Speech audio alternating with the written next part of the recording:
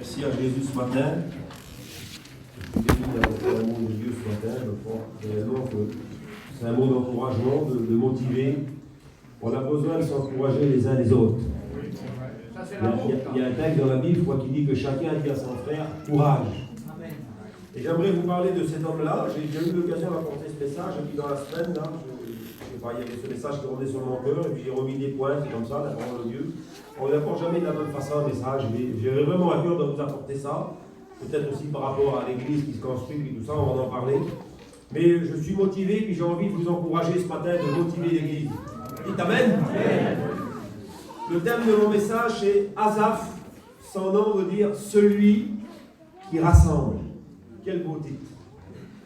Un homme qui a pour nom en signification celui qui rassemble. Celui qui va chercher ses frères. Celui qui rassemble. Et quand on lit un petit peu plus bas, on n'a pas fait la lecture, mais ça va avec, dans 1 Chronique chapitre 13, il est dit que David, à ce même cœur aussi, on va en parler un peu de David, David rassembla tout Israël pour faire remonter l'arche. C'est-à-dire que David a une mission dans son cœur. C'est un homme de Dieu, il a une vision, il a une mission que Dieu lui a donnée, c'est d'aller refaire revenir l'arche en Israël. Mais David comprend qu'un tel projet, ça ne peut pas se faire tout seul. Et de toute façon, David n'a pas envie de le faire tout seul. Et puis j'aimerais vous dire que les pasteurs n'ont pas envie de travailler tout seul. David a besoin de ses frères, dites Amen. David veut faire revenir l'arche, il a une mission à accomplir et il a besoin de ses frères. N'oublions pas que David, c'est lui qui a écrit le psaume 133. Le psaume 133, c'est « Il est bon pour des frères et des sœurs de demeurer ensemble ». C'est là que Dieu envoie sa bénédiction. Mais David n'est pas simplement quelqu'un qui a écrit un psaume. Il est quelqu'un, lorsqu'il y a le besoin, il met le psaume en pratique. Il dit « Il est bon pour des frères et sœurs de demeurer ensemble ». Là, j'ai besoin de vous. Dites Amen. Là, j'ai besoin des frères, j'ai besoin des sœurs. On a besoin de faire ramener l'arche. Et puis l'arche, c'était tout simplement la bénédiction d'Israël. Vous comprenez bien l'arche, tout ce que c'était. Elle représente Jésus pour nous dans le Nouveau Testament. À cette époque-là, c'était le symbole de la bénédiction. Et puis David dit ceci, on va faire revenir l'arche dans la maison de Dieu à Jérusalem, parce qu'on ne s'en était pas occupé, il dit, depuis le temps de Saül. Et puis il est dit que le temps de Saül, à ce moment-là, ça faisait 20 ans. Ça veut dire que pendant les 20 ans, là, il y avait eu des temps de négligence. Pendant 20 ans, on avait volé la bénédiction, si vous préférez. L'arche n'était plus là, c'était les ennemis qui l'enlevaient. Et puis il a fait un peu comme Daniel a fait lorsque Daniel est là, et puis le roi Nebuchadnezzar a une vision de la statue, il ne comprend pas cette vision, et il dit tous ceux qui ne me donneront pas l'explication seront tués. Et puis Daniel est là avec ses compagnons, vous savez ce qu'il va faire Daniel? La Bible dit que Daniel engagea, il ne leur a pas demandé, il les a engagés, c'est plus fort le mot. Il est dit que Daniel engagea ses frères pour implorer Dieu. Quelle beauté! Il a engagé ses frères, engagé ceux qui étaient autour de lui. Et puis quand j'écrivais hier, devant Dieu, j'ai eu comme une pensée tout simple dans mon cœur. Et puis je me disais, ça faisait 20 ans, depuis l'époque de Saül, que l'arche était partie. Et puis 20 ans étaient passés. Et puis il y avait une nouvelle mission à faire. C'était de refermir l'arche. C'était un nouveau projet. Et puis je réfléchissais, il y a combien de temps qu'on a l'église? À peu près 20 ans. Ça parlait dans mon cœur. Ça me disait, il y a 20 ans que l'église est construite, il y avait un nouveau projet et on a besoin de nos frères. Dites Amen. Pourquoi? Pas simplement pour construire les murs, mais parce qu'il y en a plein d'âmes qu'on ne connaît pas. J'en parlais hier avec Frédéric, il me disait, toi les gens de là-bas, et puis on a tous cette vision, les autres serviteurs aussi, vous comprenez bien. On se le dit, si Dieu permet qu'on construise l'église, c'est parce qu'il y a des gens qui vont venir.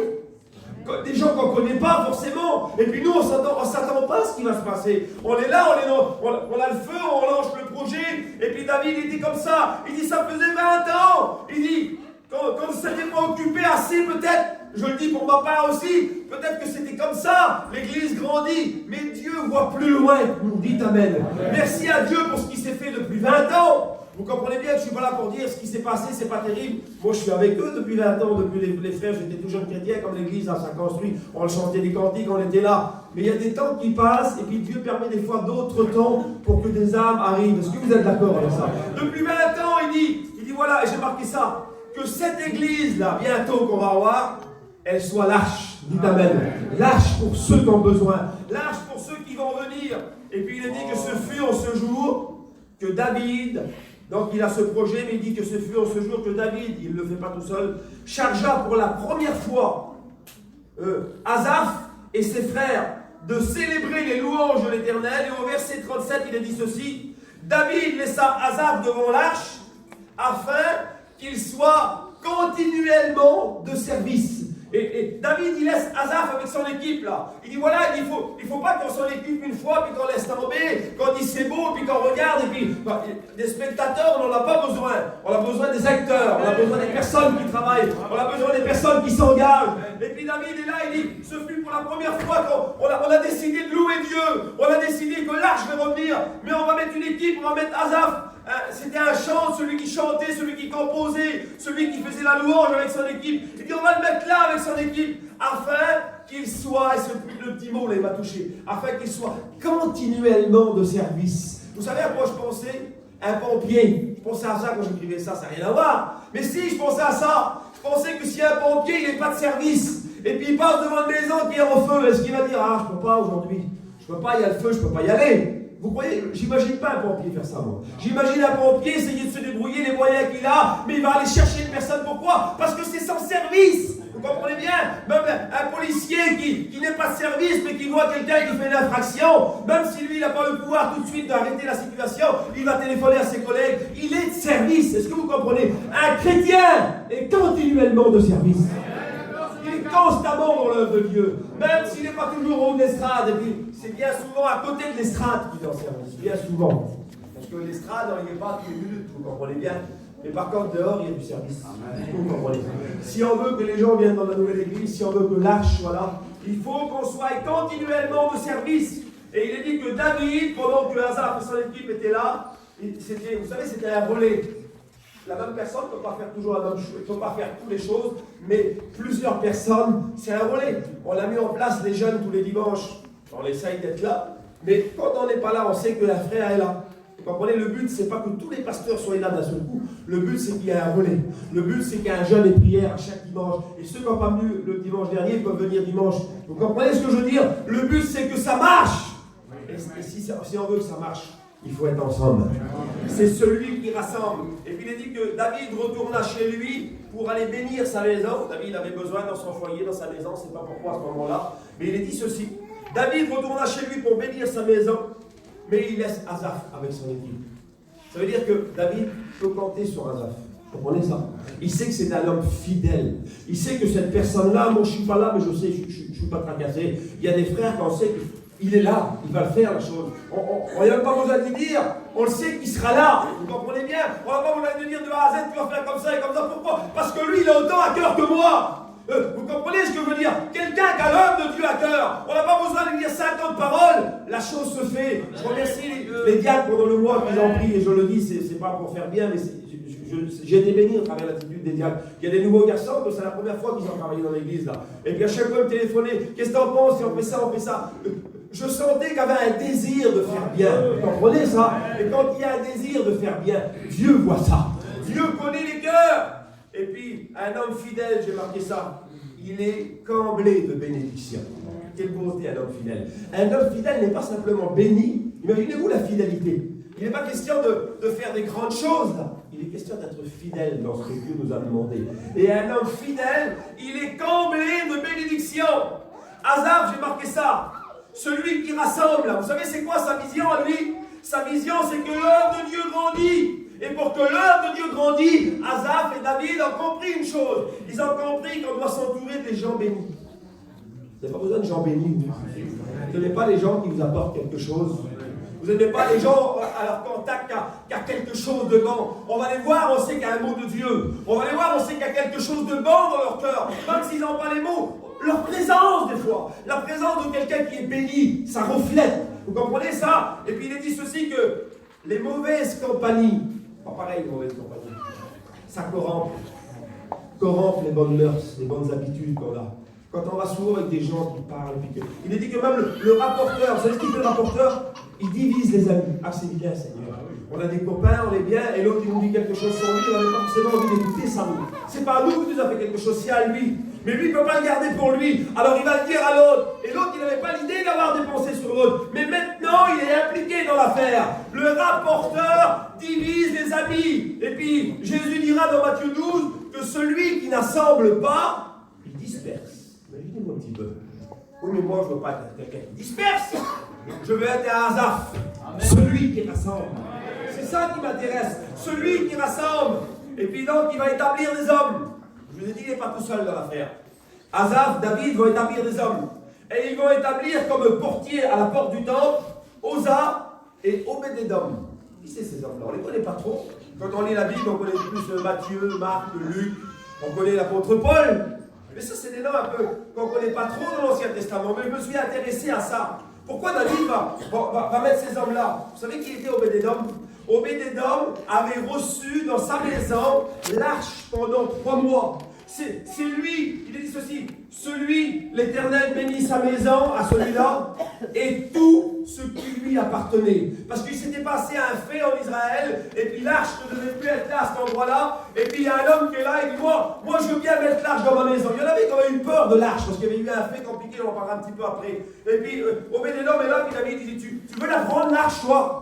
Et puis Obed-Édom, il faut croire c'était pas un homme de compromis, je pense pas. C'était pas un homme avec des choses à se reprocher, bien qu'on ne parle pas d'être parfait ici.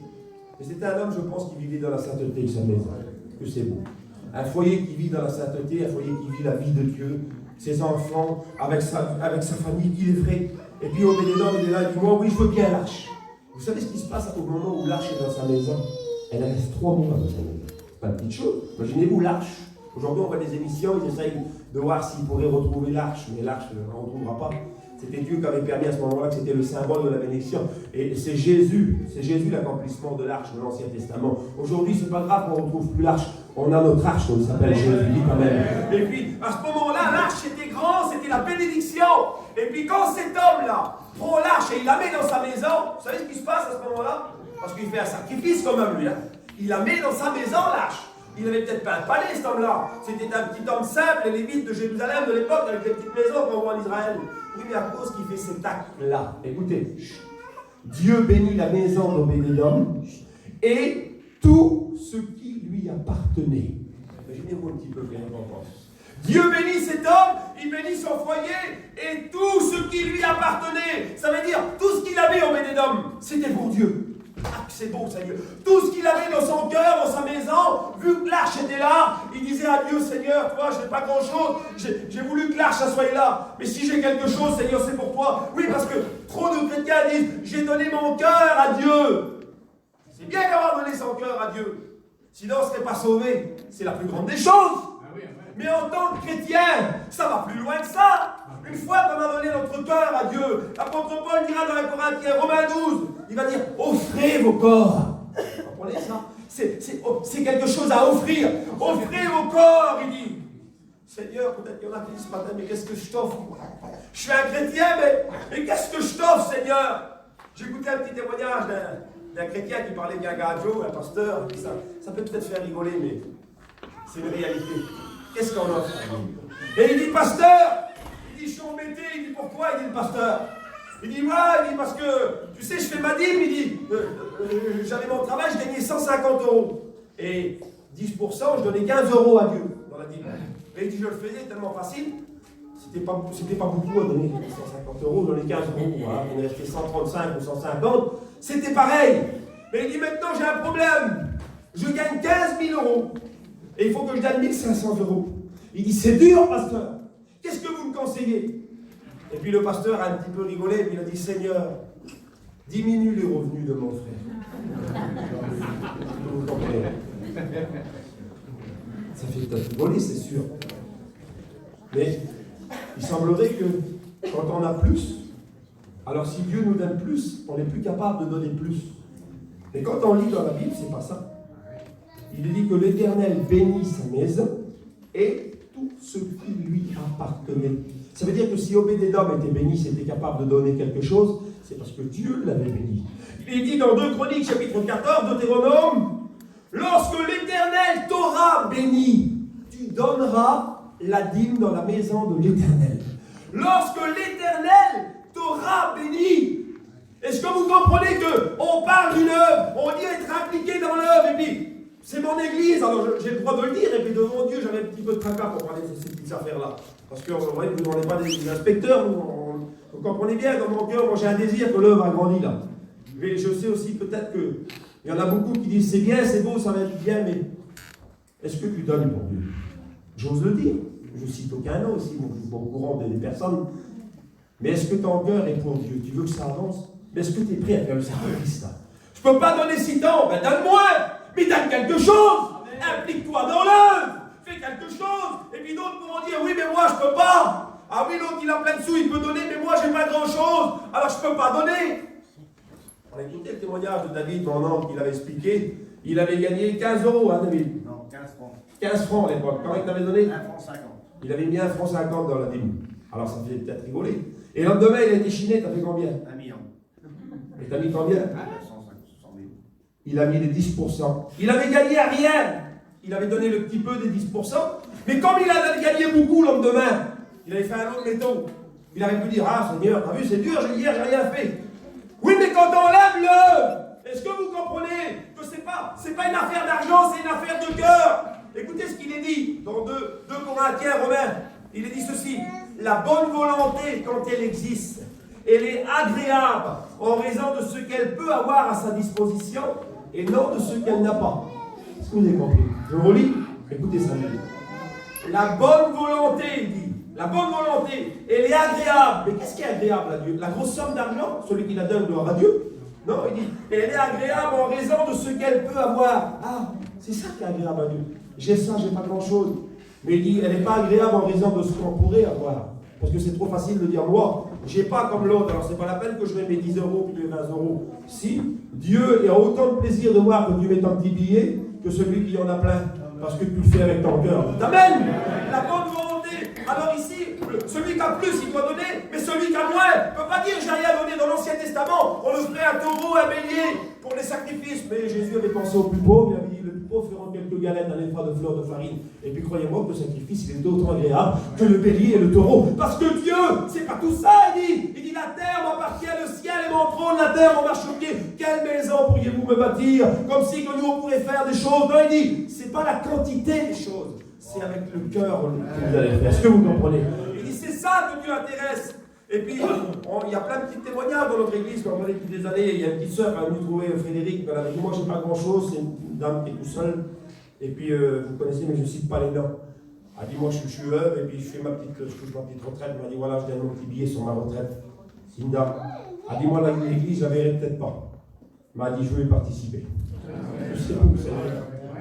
Il y a un gars comme lui, il a fait des travaux avec nous pendant les 3 jours, vous l'avez vu, là, il n'est pas là ce matin, il ne vient pas souvent à la réunion parce qu'il fait des réunions dans les gratuits. Il a tellement été touché par le projet, il dit, il n'est pas milliardaire, croyez-moi. Il a dit, je donne un chèque de 2000 euros, il la donne. Il dit, le mois prochain, il y a un autre chèque de 2000 euros. Il y a d'autres sœurs, quand sur aussi les sous qui touchent, que je ne cite pas les noms, ils vont se reconnaître. Ils ont donné vraiment des sommes importantes. Mais je vous dis, ce n'est pas la question de la somme, mais je le dis pour encourager ce matin. Est-ce que les autres ne sont pas concernés par cette affaire? Est-ce qu'une minorité de gens seraient concernés pour voir l'église grandir, mais pas y participer? Mais moi je vais participer, dites amen. Mais on est dans l'œuvre ici. On n'est pas des spectateurs. Si on veut que ça grandisse, il faut s'impliquer. Mais pas en parole, des gens. Mais pas en parole et avec la langue, parce que la langue chez nous c'est des choses. Mais il dit aimer en action et avec vérité. Voilà ce que Dieu recherche. Alors, imaginons les 3 mois que l'homme a l'arche dans sa maison. Ça, c'est une petite parenthèse par rapport à la dîme. Mais je reviens sur mon message. Imaginons les 3 mois que cet homme a vécu. On essaie de l'imaginer ensemble.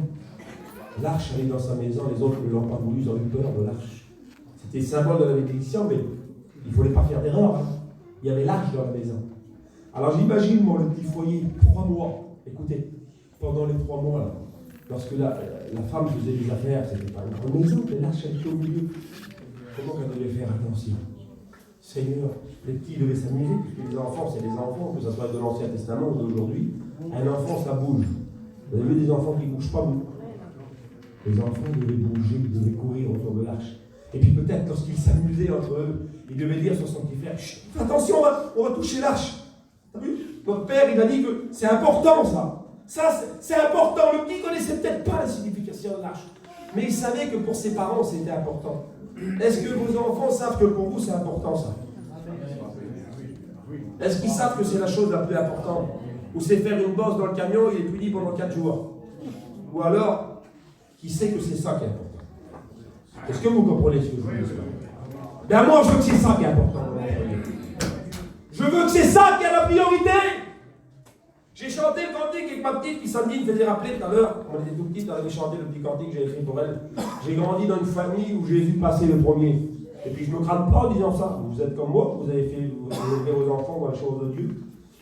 Ben moi je suis fier aujourd'hui, j'ai baptisé ma petite à chanter le cantique, aller dans la maison de Dieu.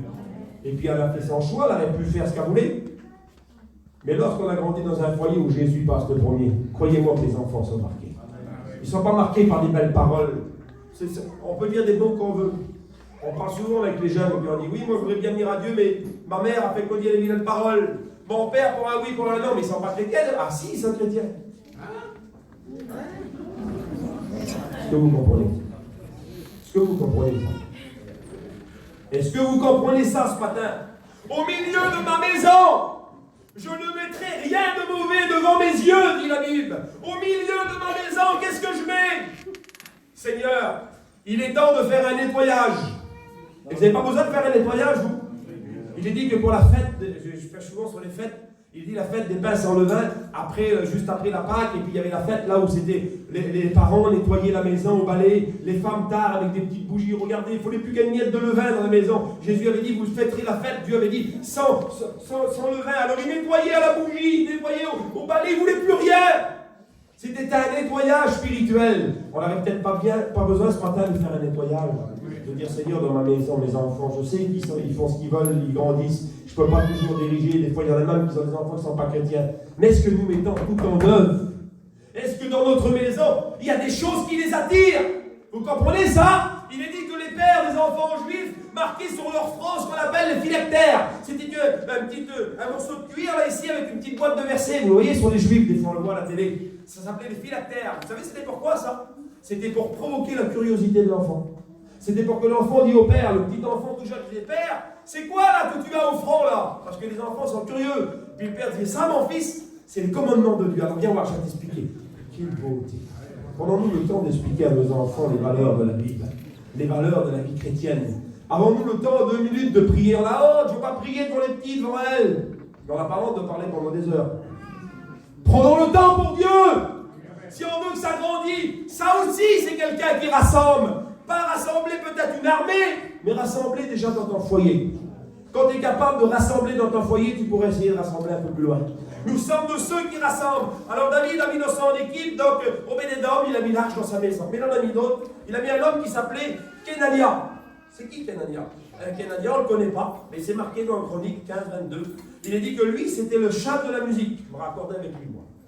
Kenania, chef de la musique, avec des harpes, des cymbales, des luttes, tous les instruments de l'époque. Lui, c'était le chef de la musique. Il avait son rôle, c'était de faire la chorale avec Asaph.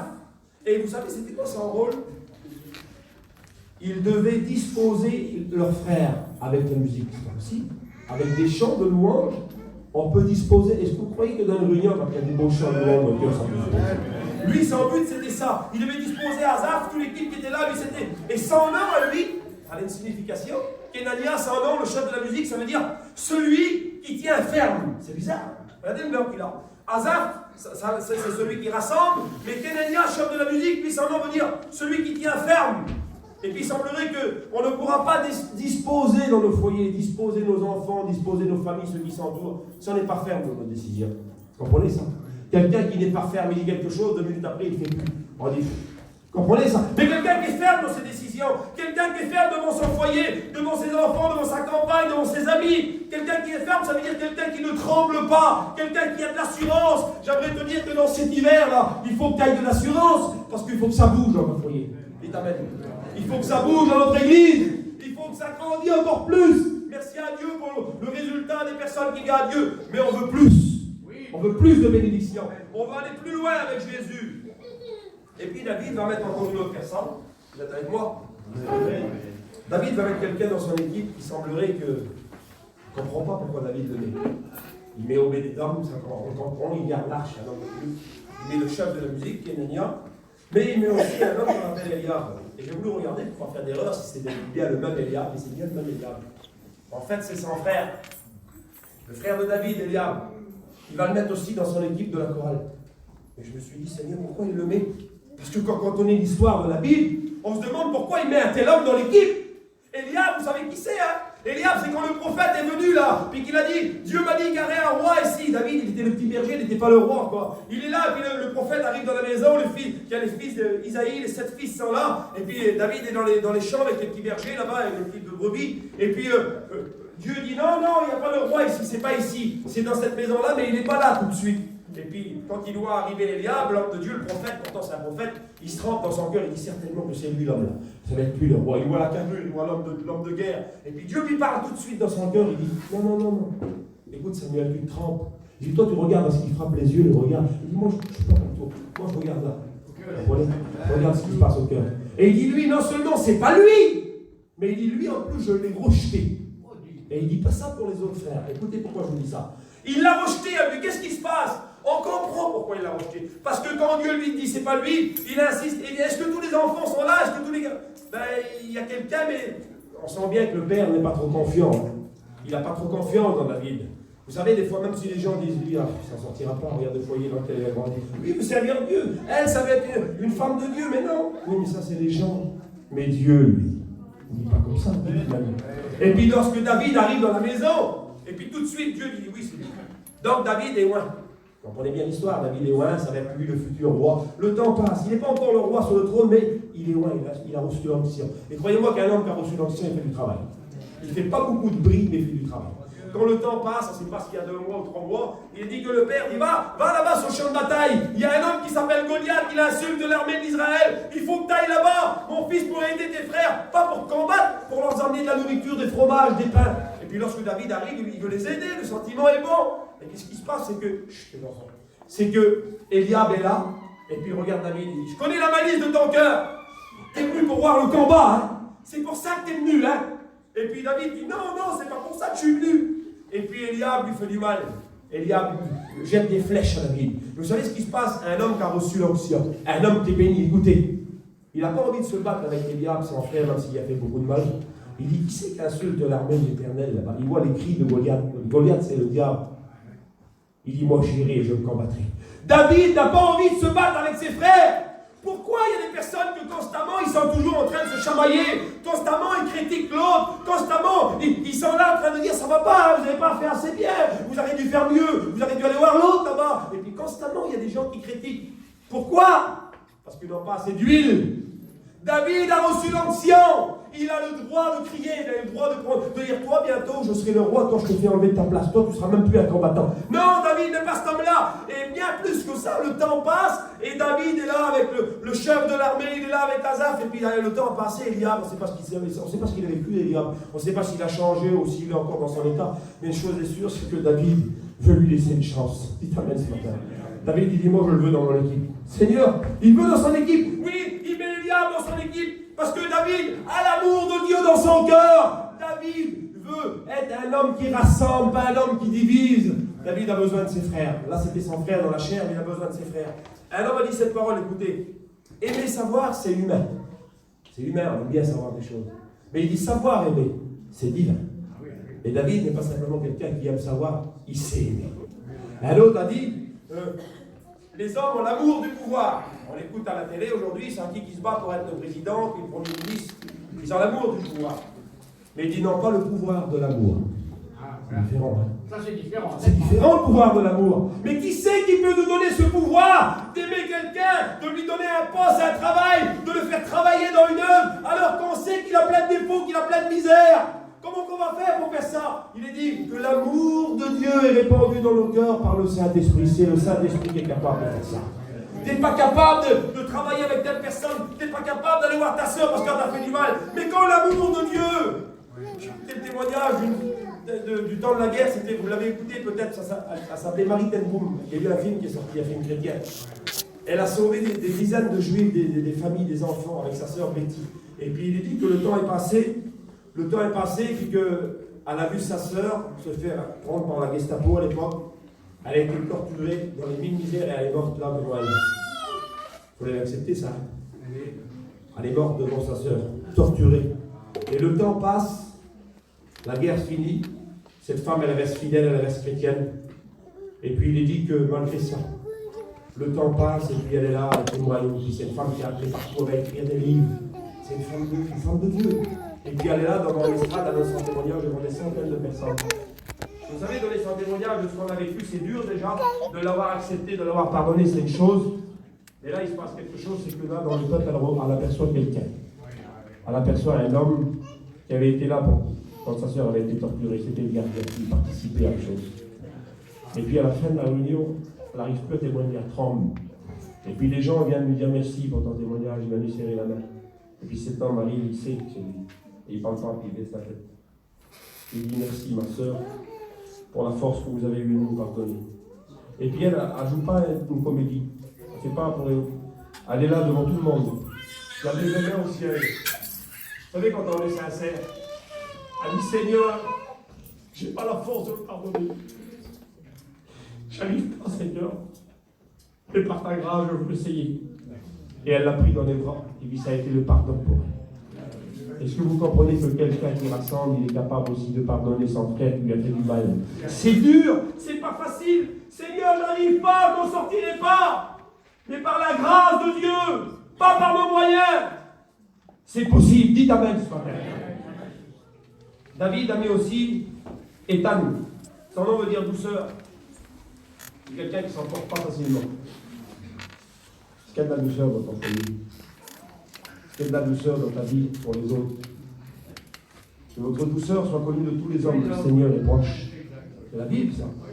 Tous ces hommes-là, ils sont dans l'équipe à Asaph. Écoutez, Zacharie, celui qui se souvient. Souviens-toi de ce que Jésus a fait dans ton foyer. Souviens-toi du salut déjà qu'il t'a donné. Et aussi, des fois, souvenons-nous de ceux qui ont fait des bienfaits. Parce qu'on va oublier des fois les gens qui ont... C'est important d'apporter la reconnaissance avec les gens qui nous ont fait du bien. Parce qu'il y a des gens qui nous font des bonnes choses des fois. Puis on dit que c'est bien quand un début n'est pas reconnaissant. Souvenons-nous de ceux qui sont bons, qui essayent de t'aider. Souvenons-nous de ceux qui ont l'œuvre de Dieu à cœur, qui veulent t'aider. Écoutez bien, Benaja aussi, c'est celui qui a bâti, lui, son nom, ça veut dire. Et puis on n'a pas besoin d'hommes et de femmes qui détruisent. On a besoin de bâtisseurs. Les frères, ils ont bâti l'église, là. Ça, c'est du matériel. Mais dans le spirituel, on a besoin d'hommes et de femmes qui bâtissent. Vous n'en avez pas besoin de ça, vous? C'est ça qui va faire avancer l'œuvre. Écoutez. Maséja, son nom veut dire œuvre. Que c'est beau. Toutes les personnes dans l'équipe, j'ai juste mis leur signification. Sa vie à lui, c'est l'œuvre de Dieu. Son nom veut dire œuvre. Sa vie à lui, c'est l'œuvre de Dieu. Et on les voit, les chrétiens. Excusez-moi. On les voit, les chrétiens, qui ont l'œuvre à cœur. Comme j'ai dit tout à l'heure, ils ne sont pas là pour regarder, ils sont capables de donner un billet, mais il n'y a pas que le billet. Ils sont là aussi pour dire, vous avez besoin de quoi? Vous avez besoin de faire quelque chose d'autre? Voilà, à votre disposition, sans demander. Quelqu'un qui a l'œuvre de Dieu à cœur. On les voit, son nom, c'est l'œuvre de Dieu, quelle beauté. Il y a aussi Elkana. Elkana, ça veut dire Dieu a acquis, Dieu a donné. Vous savez ce que ça veut dire, ça? Et j'ai pensé à Elkana. Elkana et Anne, qu'on connaît dans la Bible, ils ont consacré leur fils Samuel à prier. Et puis elle disait, si Dieu me donne un fils, je le mettrai au service de Dieu, quelle beauté. Et puis, c'est ça, Dieu a fait pour eux, mais ils se sont souvenus. Et puis non seulement ils ont eu un fils, Dieu leur a accordé le fils, mais il dit que le jeune Samuel, le temps passe, il grandissait au service de l'Éternel. Quelle beauté. Quel foyer, Seigneur. Ils ont donné leur fils là, à laisser avec les hommes de Dieu qui étaient là, qui disaient, je veux qu'ils servent Dieu, faites ce que vous voulez, mais moi je viendrai le voir de temps en temps. Elle lui apportait de temps en temps des tuniques, que ça devait être beau. Et puis elle savait qu'il était il était là, c'était pas dangereux où il était. Comprenez ça? J'aimerais vous dire que dans la maison de Dieu, il n'y a aucun danger, c'est dehors le danger. Faisons tout pour que nos enfants restent dans la maison. Faisons tout. Et essayons de faire tout notre possible pour amener ceux qui sont dehors. Parce que dehors, il y a du danger. Des fois, on dit, ah, il n'y a pas mon petit, il n'est pas chrétien, mais t'as vu, il est bien, hein, t'as vu, il est poli, il est gentil, il va travailler. Oui, mais il est perdu. Je ne dis pas ce matin que vous n'avez pas à cœur que vos enfants reviennent à Dieu.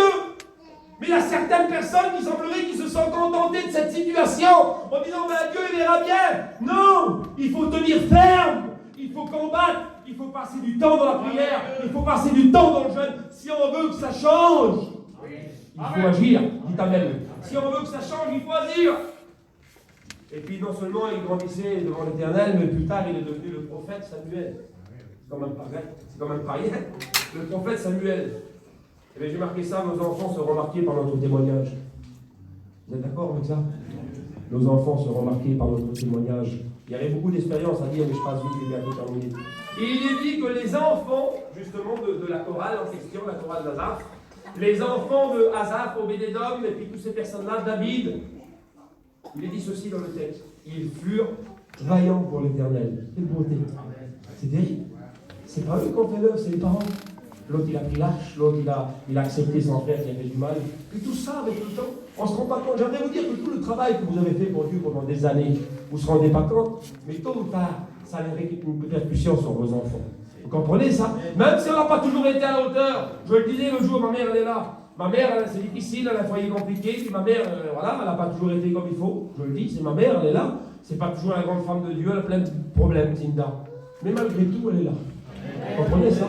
Et moi, quand j'étais tout petit, que j'avais 4 ans, 5 ans, j'allais à la réunion avec elle, et puis c'était très dur pour aller. Mon père était sous, il y avait des divorces, il y avait plein de divorces. Mais le petit peu qu'elle a pu faire avec ses moyens, aujourd'hui, je suis là, moi. Amen.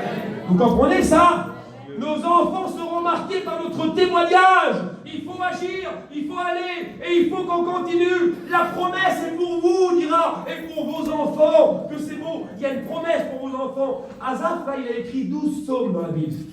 Et au départ, ils étaient 60 000 personnes dans leur chorale. Mais il a tellement été un homme qui rassemble. Regardez comment c'est bon. Il s'est tellement entouré de gens bénis, tous les gens qu'on a vus là. Il a tellement voulu que ça avance. Il ne s'est pas contenté d'une petite réunion, d'une prière, et puis voilà. Non, il avait le cœur, il était rempli de Dieu. De 68 personnes, ils sont passés à 288 personnes. C'est quand même pas rien. C'est écrit dans 2 Chroniques 25, chapitre 7. Tout ce que je vous dis, c'est marqué.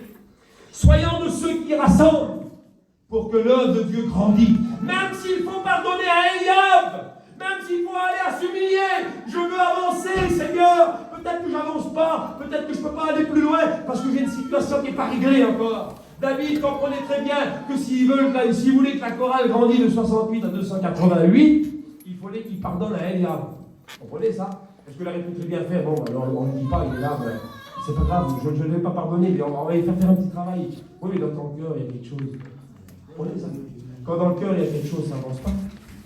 Quand dans le cœur, il y a quelque chose qui n'est pas réglé, on ne peut pas progresser. On ne peut pas, il est dit qu'avant de mettre la main dans le plat de la Sainte Seine, si tu te rappelles que ton frère a quelque chose, va là-bas, réconcilie-toi, et après tu prends la Sainte Seine. Ça, c'est la Bible. Et puis, le temps passe. David a eu plein de misère, hein. Quand il est venu, qu'il a ramené l'arche, là, il a dansé devant l'arche.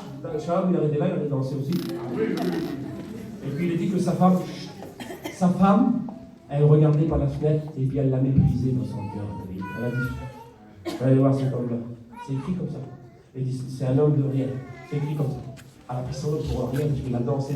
Il avait tellement de joie. Ça veut dire quelque part que David avait reçu tellement quelque chose fort dans son cœur pour Dieu, mais elle n'était pas à la hauteur. Combien de foyers, des gens, subissent des choses parce que le mari et la campagne ne sont pas à la hauteur. Et si c'est un foyer divisé, on peut comprendre, le mari ou la campagne ne sont pas chrétiens.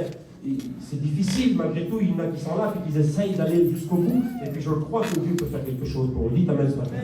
Mais il y a aussi beaucoup de foyers chrétiens où c'est simplement la femme qui tire toujours la corde de l'autre côté, ou soit c'est le mari. Et puis au lieu d'avancer, c'est que vous avez un bateau, vous allez prendre une petite barque, là, puis vous allez ramener d'un côté, vous allez tourner en rond, l'autre va ramener d'un côté, va tourner en rond, mais si tous les deux ils rament, ils avancent. Vous comprenez ça?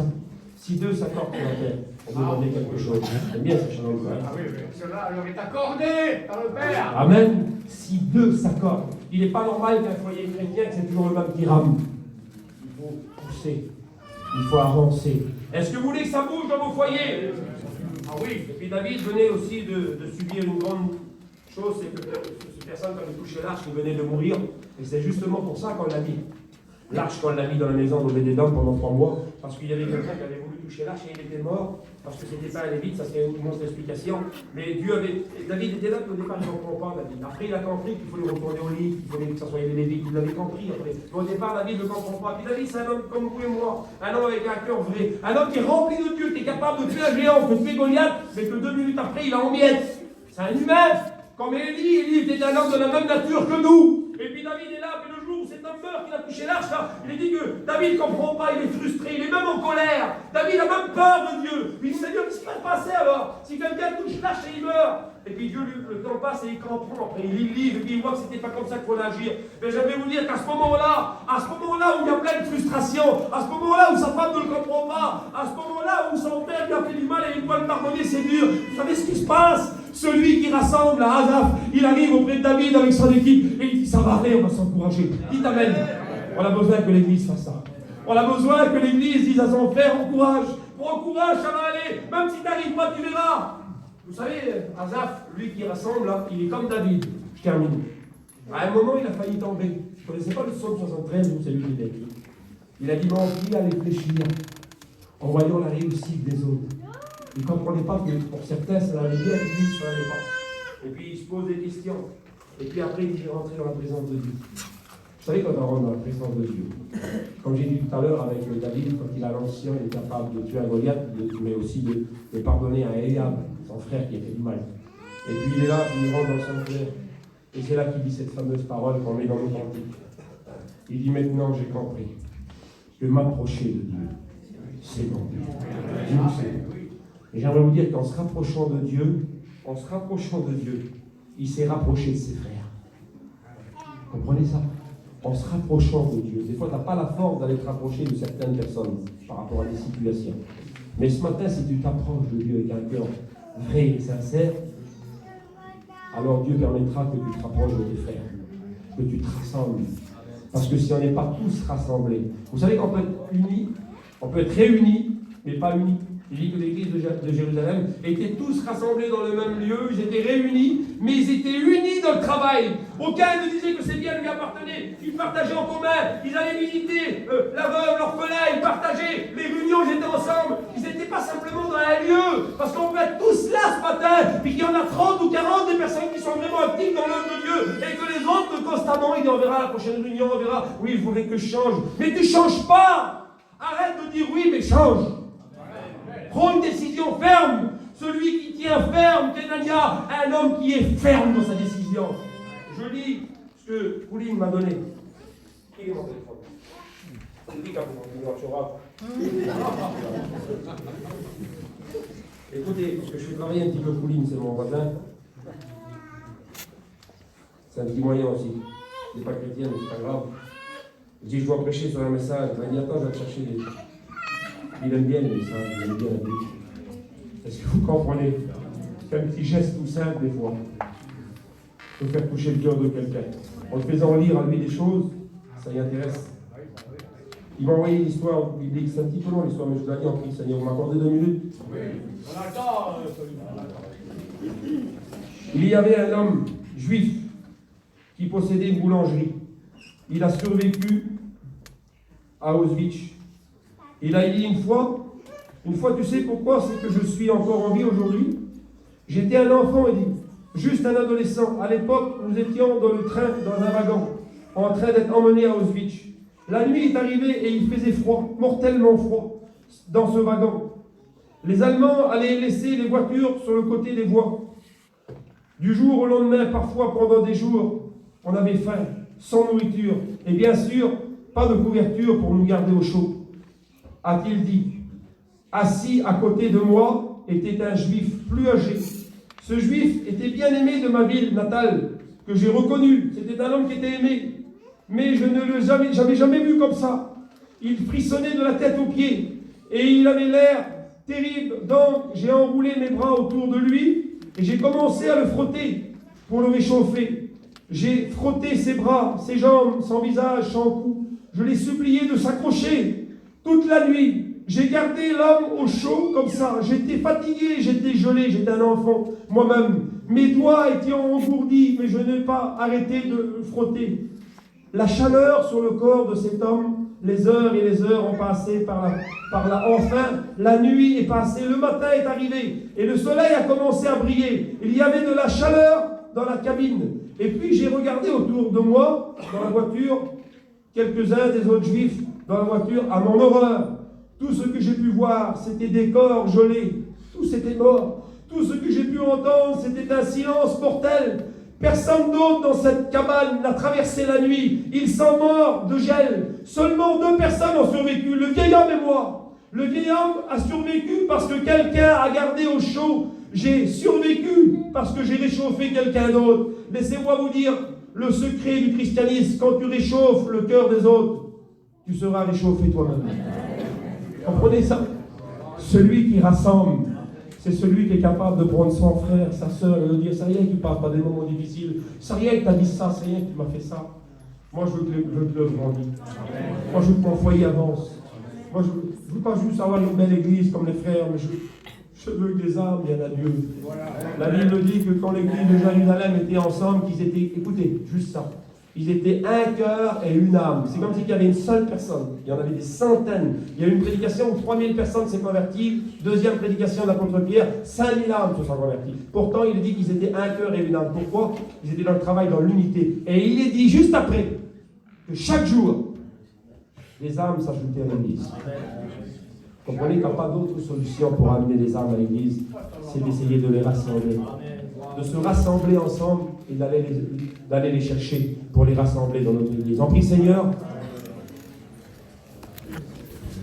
je voudrais que les jeunes nous chantent le petit cantique qu'ils ont chanté. On prend 5 minutes, il n'est pas tard.